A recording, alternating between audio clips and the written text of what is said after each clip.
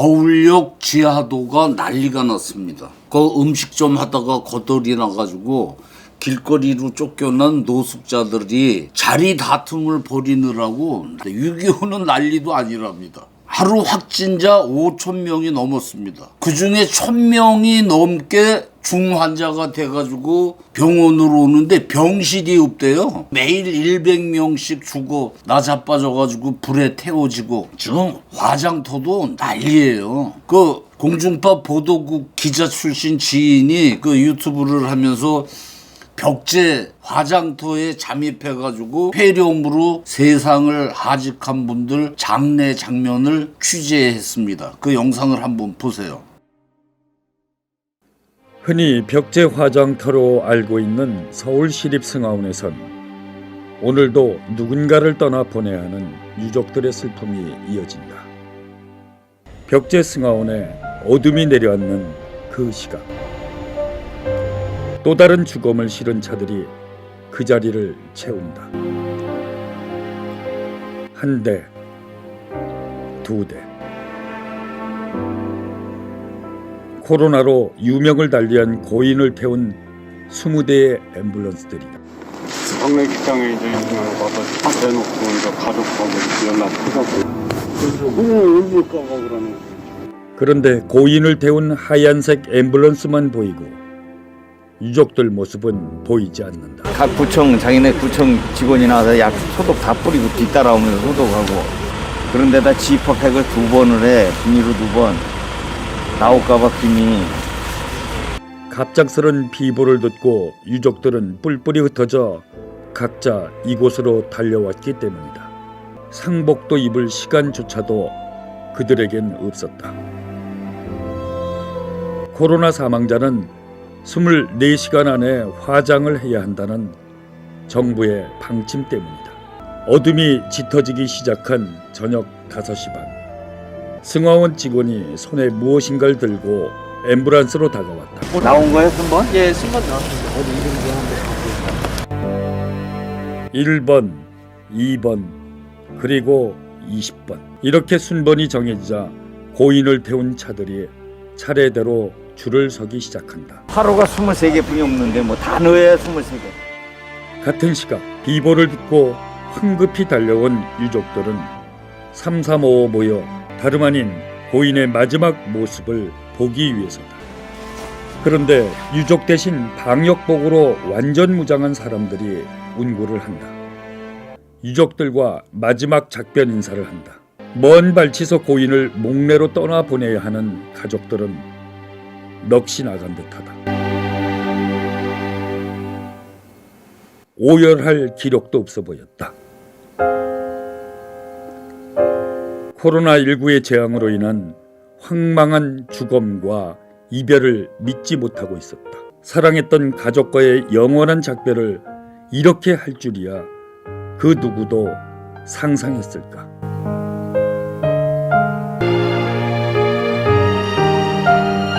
가족들과의 생이별, 그리고 죽음으로 돌아왔으나 그마저도 접근 금지. 문재인 정부가 그렇게도 자랑하던 K-방역만 믿고 있다.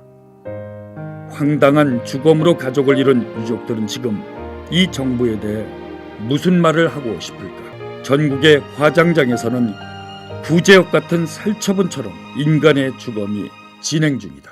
삼가 고인의 명복을 빕니다. 1년간 수십조, 50조인가를 퍼부었대죠. 지난번에 기자들 모아놓고 방역을 너무 잘해서 하실 질문들이 없나 보죠. 실성한 작자가 아니면 우리 이웃나라 일본, 대만, 중공 경제와 방역 2마리 토끼를 모두 잡았는데 우리만 이렇게 치명률이 치솟고 자영업자들 다 거덜이 나가지고 길거리로 나앉고 가족과 마지막 인사도 못한 고인들이 이렇게 불태워지고 아주 야만적 상황이 동방예의주국이라는 이 나라에서 벌어지고 있는 겁니다. 1년 전 이 코로나19 폐렴이 시작할 때를 돌아보겠습니다. 세계에서 이 폐렴이 퍼지자 우리나라 전문가들은 즉시 중국에서 입국하는 사람들 통제해야 한다고 했지만 대갈통 정부는 괜찮을 거라고 똥배짱을 부립니다. 그러다가 2020년 1월 20일 중국 우한에서 인천으로 들어온 35살 중국 여자가 최초로 이 환자로 판명이 되고 26, 27 연이어 우한에서 입국한 사람이 확진자로 밝혀지자 그래가지고 2월 말일 5, 6, 7번째 확진자가 동시에 발견되자 이때부터 공포의 서막이 올랐습니다. 이때만 해도 백신이 개발되지 않아가지고 각 나라는 나름대로 방역 작전을 짰는데 그중 하나가 어쩔 수 없이 집단 면역에 의존하자. 많은 사람들이 전염되었다가 치유되면 생기는 면역력에 의지하자는 건데 영국에서 13만 명이 걸려가지고 그중에 17,000명이 죽습니다. 그래가지고 공중보건 선진국으로 인정받던 영국 명성이 한순간에 무너지고 야 이거 큰일 났다. 저런 나라도 이렇게 되니 이거 어쩌면 좋으냐. 이로써 길거리에서 픽픽 쓰러져 죽는 괴 영상과 함께 공기로 막 퍼져가지고 죽어 자빠진다. 공포도 창궐을 합니다. 그 이즈음 4월 달쯤 돼서 일본의 교토대학 미야자와 교수가 이번 신종 코로나는 2주 14일이 지나야 발병을 하는데 많은 사람들은 전염된 것을 모르고 바이러스를 퍼뜨리게 되는데 이미 일본 국민 20%가 감염됐다고 볼 수도 있다. 그러나 그거는 어쩔 수가 없다. 오히려 집단 면역을 획득할 수 있는 기회가 될 수도 있다. 거리 두기로 접촉을 줄이라는 것은 바람직한 방법이 아니다. 거리 두기를 한다 해도 감염될 사람은 감염되고 무엇보다도 경제가 무너진다. 활동을 제약하지 말고 중증 환자를 치료할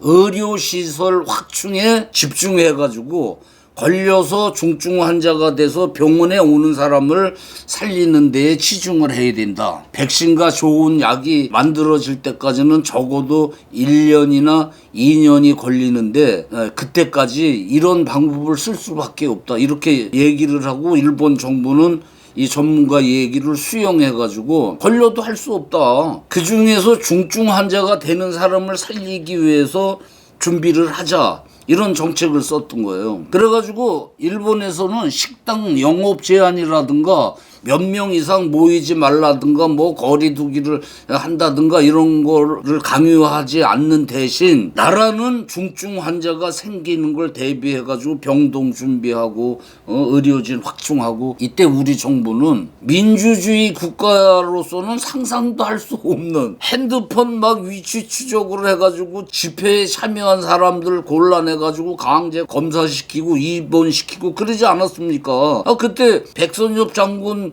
이 돌아가셔가지고 고교연합 강화문 광장에 분향소를 설치를 해가지고 나도 촬영을 하러 거길 갔었는데 그 다음날 보건소에서 문자가 왔어요. 검사 받으라고. 그곳에 갔던 사람들이 이 문자를 받고 보건소에 가서 검사를 받으니까 당신 증상이 있어 양성이요 이래가지고 아무 증상이 없는데 일주일씩 강제 입원당하고 그래가지고 많은 분들이 야 우익 구청장이 있는 강남보건소에 가서 받아야 정확한 판결을 받을 수 있어 이래가지고 전부 강남으로 몰려가고 이런 웃지 못할 해프닝이 벌어지고 저는 저기 그 문경이죠 문경 경상도 거기 가가지고 이제 보건소에 갔더니 검사하는 젊은 애가 다짜고짜 아이 그 선생님 그날 강화문엔 왜 가셨어요 이렇게 묻더라고요. 그래서 내 사무실이 강화문에 있어서 갔어 그랬더니 그날 일요일인데 뭔 사무실을 갔냐 뭐 이러면서 따지더라고요. 그래서 욕이 여기까지 나오는 걸, 야, 참, 이런 거는 외국에서는 민주주의 국가 내에서는 상상을 못하는 짓이에요. 그때부터 이 정부는 지하철 콩나무시루나 백화점의 그 인파는 그대로 놔두고 엄한 식당들, 그 하루 벌어 하루 먹는 식당들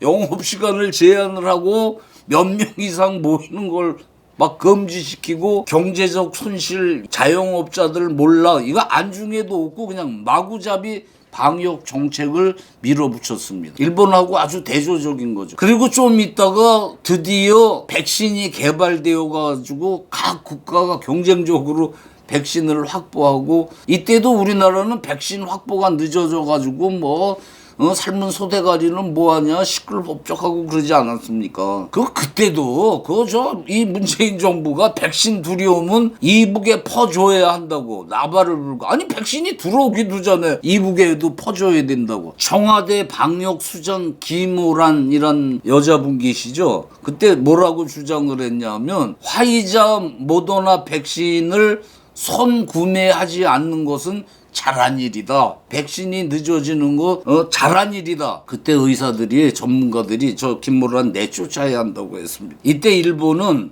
백신이 들어와도 인구 60% 정도가 감염될 것이라고 이 전망을 하고 예방보다 중증 환자 치료에 중점을 두는 정책을 더 이제 구체화합니다. 그래가지고 뭐 일본의 확진자가 우리보다 엄청나게 급증하니까 저거 봐라 우리가 일본을 이긴다 뭐 이러면서 껍죽대고. 근데 지금 어떻게 됐어요? 지금도 일본은 이 검사를 그렇게 적극적으로 하질 않아요. 그 이유는 돈 들이고 의료진 거기다 집중시켜가지고 혹사시키는 대신 중증 환자에 집중하는 전략 때문에 중증 환자가 되면 우리가 살릴 테니까 국민은 자유롭게 돌아다니고 맘 놓고 장사해라. 대신 백신 같은 거 정확히들 맞고 그거 지켜야 될 걸 이렇게 홍보를 하면서 장기적 대응을 한 것이 지금 적중해서 효과를 나타내는 거죠. 이 검사라는 게 정확하지가 않다는 거예요. PCR 검사의 정확성은 70%밖에 안 된대요. 감염자 10명 중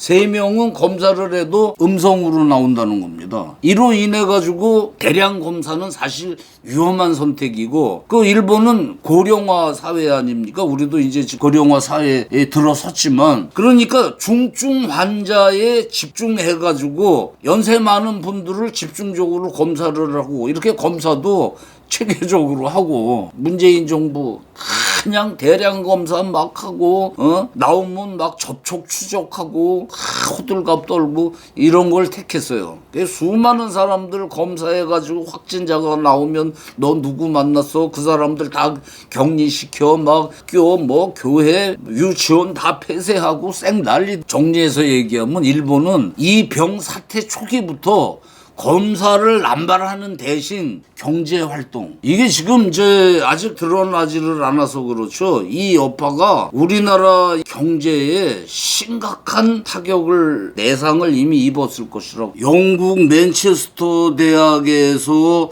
경제학 박사 학위를 취득하시고 한국은행 동남아 중앙은행에서 근무도 하셨고 고려대에서 경제학을 강의하셨던 오정근 박사님 고언을 잠시 들어보겠습니다.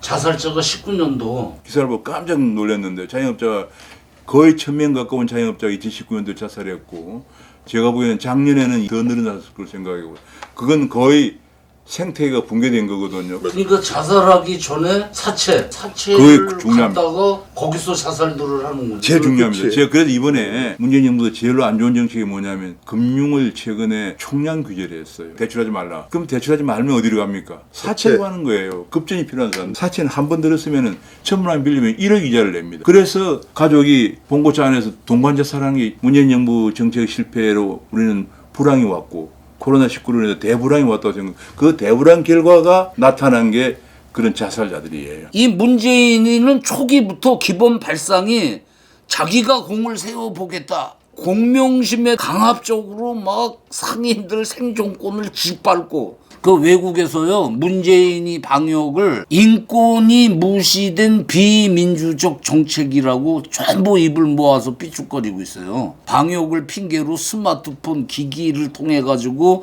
개인 병원 진료 기록, 신용카드 내역, CCTV 영상, 그리고 검사 정보, GPS 위치 추적. 그러니까 우리가 어디 식당에 가면 자기 주소 뭐 몇 시에 오고 다 쓰지 않습니까? 이거 외국에서는 상상을 못할 짓을 명령 어기면 벌금 물고 감옥에 쳐놓는다는 법률 만들고 많은 한국 사람 협박 당했습니다. 문재인 정권은 영업시간을 어기면, 그리고 몇 명 이상 모이면 니네 몇 명, 뭐 4명 이상 5명이 앉았어? 그 옆집 가게에서 찔러요. 그럼 벌금 몇백만 원 떨어져요. 일본은 우리가 5명 온 손님 방역 수칙 지키느라고 4명만 받았습니다. 증거 제시하면 돈 한 사람 못 판 거 나라에서 돈 주는. 이게 나라지. 지금 서울역 지하도에는 식당 하다가 거덜나가지고 노숙을 하면서 야 이거 이러다 걸려가지고 화장터로 끌려가는 게 아니냐